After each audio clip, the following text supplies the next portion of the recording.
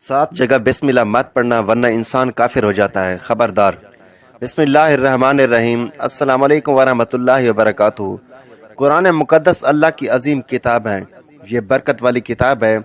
इसकी आयतें मोमिनों के लिए शफा हैं। इसके एक एक हर्फ में 10-10 नेकियां अल्लाह ने मुकर्रर फरमाई हैं। कुरान मुकद्दस दुनिया और आखिरत की परेशानियों का इलाज है। कुरान मुकद्दस रहमतों का खजाना है। लेकिन इस अजीम रहमत वाले खजाने से माला माल होना हो तो पहले सच्चे दिल से बिस्मिल्लाहिर्रहमानिर्रहीम पढ़ो, फिर इस खजाने को खोलो और ज़्यादा से ज़्यादा अल्लाह की रहमतों को हासिल करो। जब कुरान मुकद्दस जैसी अजीम किताब बगैर बिस्मिल्लाहिर्रहमानिर्रहीम के नहीं खुलती तो दूसरी जायज़ काम की बरकतें बगैर बिस्मिल्लाहिर्रहमानिर्रहीम के कैसे हासिल हो सकती हैं।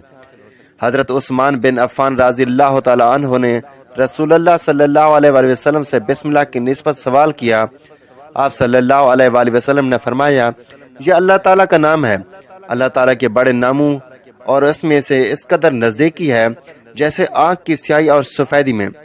हज़रत जाबिर रज़ियल्लाहु तआला अन्हु फरमाते हैं, जब ये आयत बिस्मिल्लाहिर्रहमानिर्रहीम उतरी, बादल मशरिक की तरफ छुप गए, हवाएं साकिन हो गई, समंदर ठहर गया, जानवरों ने कान लगा लिए, शैतान पर आसमान से शोले गिरे और परवरदिगार आलम ने अपनी इज्जत और जलाल की कसम खाकर फरमाया कि जिस चीज पर मेरा ये नाम लिया जाएगा उसमें जरूर बरकत होगी।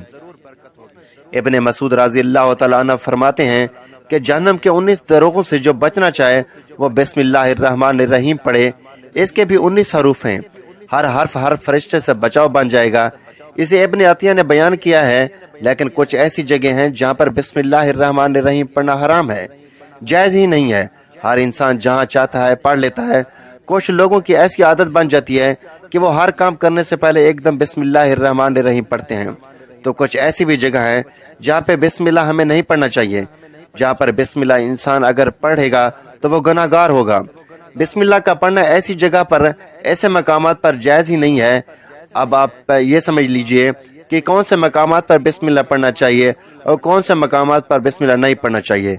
नाजरीन, आपने सुना होगा कि हर काम शुरू करने से पहले बिस्मिल्लाहिर्रहमानिर्रहीम पढ़ना चाहिए, क्योंकि बिस्मिल्लाहिर्रहमानिर्रहीम का मानी है कि अल्लाह के नाम से शुरू, जो बड़ा मेहरबान निहायत रहम करने वाला है। यानी हम जो काम शुरू कर रहे हैं वो अल्लाह के नाम से शुरू कर रहे हैं ताकि अल्लाह ताला हमारी इस काम में बरकत अता फरमा दे। और बिस्मिल्लाह पढ़ने के फ़ायदे भी बहुत ज़्यादा होते हैं कि अगर कोई इंसान किसी काम को बिस्मिल्लाह पढ़ के करता है तो अल्लाह तबारक व तआला उसके काम में बरकत अता फरमाता है। और ये सुन्नत भी है। हजूर सल्लल्लाहु अलैहि वसल्लम ने बहुत सारे मकामात पर हमें बिस्मिल्लाह पढ़ने की ताकीद फरमाई है।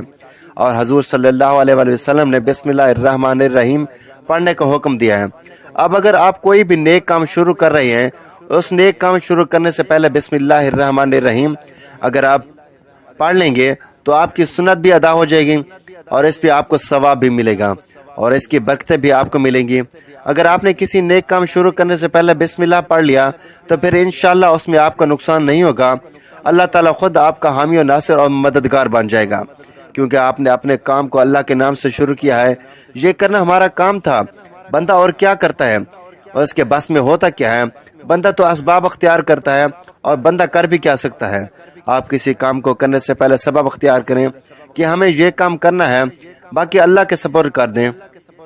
एक मरतबा एक सहाबी आए, आकर अर्ज किया, या रसूलुल्लाह सल्लल्लाहु अलैहि वसल्लम, मैं परेशान हूँ, हमारे ऊँट कहीं गुम हो गए हैं।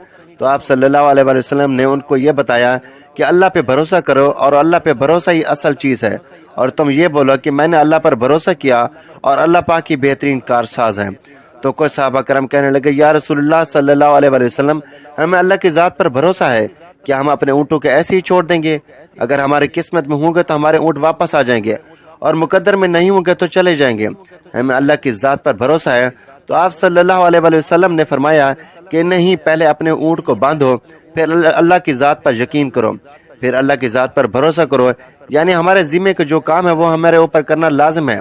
असबाब का इनकार इंसान कर नहीं सकता कि हम तो हाथ पे हाथ रख के बैठ जाएंगे, अब अल्लाह करेगा, क्योंकि वो राज़िक़ है, वो हमें खिलाएगा। लेकिन आप अपनी मेहनत कीजिए, आप असबाब अख्तियार कीजिए, फिर अल्लाह की ज़ात पर छोड़ दो। आप पहले मजदूरी पर जाओ, आप काम पर जाओ, आप कारोबार करो, फिर अल्लाह की ज़ात पर छोड़ दो कि ऐ परवरदिगार आलम, अब हमारा जो काम था हमने कर लिया है, आगे तेरी रज़ाई और तेरी रहमत की हम उम्मीदवार हैं। सिर्फ हमारे कमाने से रिज़्क थोड़ी मिलता है, آپ نے کمایا بس کما کے لے آئے۔ اس کے علاوہ آپ غور کیجئے کہ دانے کو زمین سے نکالا کس نے، اس کے بعد پھر اس کو گیہوں کی شکل میں، پھر وہ آٹے کی شکل میں بنا کر پھر وہ روٹی بنتی ہے۔ ہم سمجھ رہے ہیں کہ یہ ہماری محنت سے ہو رہا ہے۔ ہم نے روٹی بنائی، روٹی بنا کے وہ گوشت یا سالن یا سبزی ہمارے سامنے آئی۔ اس کے بعد ہم نے جیسے اس کو بسم اللہ الرحمن الرحیم پڑھ کے کھایا تو اب ہمارے حلق پر ایک فرشتہ بیٹھا ہوا ہے۔ وہ فرشتہ بھی اللہ سے اجازت مانگ رہا ہے۔ حلق میں ہماری دو نالیاں ہوتی ہیں، ایک نالی سانس کی ہوتی ہے، ایک نالی وہ ہوتی ہے جس سے رزق اندر جاتا ہے، کھانا اندر جاتا ہے۔ تو یہ دو نالیاں بالکل برابر ہوتی ہیں اور دونوں کا ایک ہی سوراخ ہوتا ہے، لیکن پھر وہ اندر جا کر الگ الگ ہو جاتی ہیں۔ اب آپ یہ سوچ کر دیکھیں کہ فرشتہ یہاں بیٹھ کر اللہ سے پوچھتا ہے ہمارے ہر لقمے پہ کہ مولا اس لقمے کو زندگی کا سبب بناؤں یا موت کا باعث بنا دوں۔ اب اللہ تعالیٰ کی اگر مرضی ہوتی ہے تو وہ لقمہ زندگی کا سبب بن جاتا ہے، اور اگر اللہ کی مرضی نہیں ہوتی تو وہ لقمہ موت کا سبب بن جاتا ہے۔ یعنی اگر وہ لقمہ بجائے خوراک والی نالی میں جانے کے اگر وہ سانس کی نالی میں چلا جائے تو پھر انسان ختم ہو جائے گا۔ تو آپ دیکھیں ہم نے اتنے سارے کام کیے، لیکن فرشتہ یہاں پر بیٹھا ہوا ہے کہ اس نوالے کو، اس لقمے کو کہاں لے جانا ہے۔ تو یہ آپ نے اسباب اختیار کیے اور اللہ تبارک و تعالیٰ پر چھوڑ دیا۔ تو نیک کام ہم شروع کر رہے ہیں، کھانا کھا رہے ہیں تو ہمیں بسم اللہ الرحمن الرحیم پڑھنے کی تاکید کی گیا ہے۔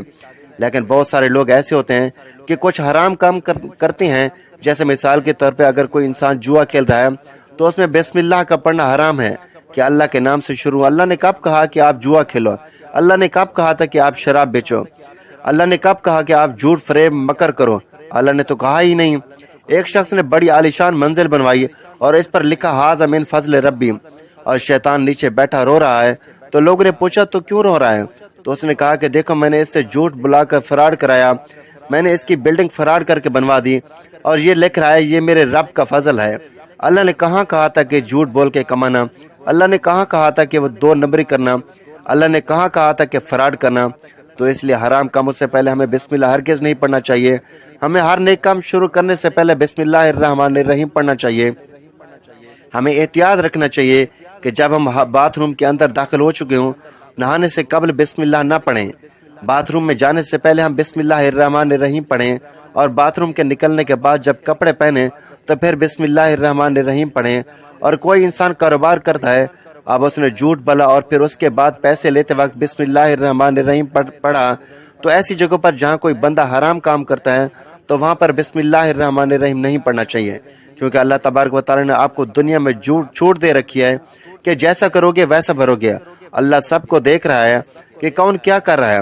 تو جو کچھ ہم کر رہے ہیں صحیح ہے یا غلط، اس کے بعد پھر لوگ کہتے ہیں کہ یہ تو اللہ کی مرضی ہے، لیکن یاد رکھنا یہ اللہ کی مرضی نہیں ہے، اللہ کی اجازت ہے۔ اللہ نے آپ کو اجازت دی ہوئی ہے، بس اللہ نے چھوٹ دی ہوئی ہے کہ کر لو دنیا میں جیسا کرنا ہے۔ اللہ ظالم کو ڈھیل دیتا ہے، لیکن جب پکڑتا ہے تو چھوڑتا نہیں ہے۔ اللہ کی پکڑ بڑی سخت ہے۔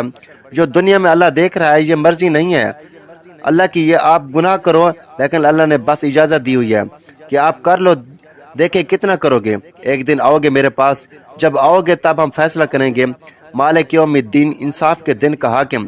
تو ہمیں یہ سمجھنا چاہیے کہ کون سے کام ہمیں کب کرنا چاہیے، کب نہیں کرنا چاہیے۔ جب ہم سنت رسول صلی اللہ علیہ وآلہ وسلم پر عمل کریں گے تو اللہ تعالیٰ ہمیں کامیابی عطا فرمائے گا۔ دعا ہے اللہ تعالیٰ ہمیں ہر نیک کام کرنے سے پہلے بسم اللہ الرحمن الرحیم پڑھنے کی توفیق عطا فرمائے۔ ناظرین یہ تھی ہماری آج کی ویڈیو، اچھی لگی ہو تو ویڈیو کو لائک کریں، شیئر کریں، چینل کو سبسکرائب کریں تاکہ ہر آنے والی اس طرح کی معلوماتی ویڈیو سب سے پہلے آپ تک پہنچیں۔ تو ناظرین اگلی ویڈیو میں پھر ملیں گے، اللہ حافظ۔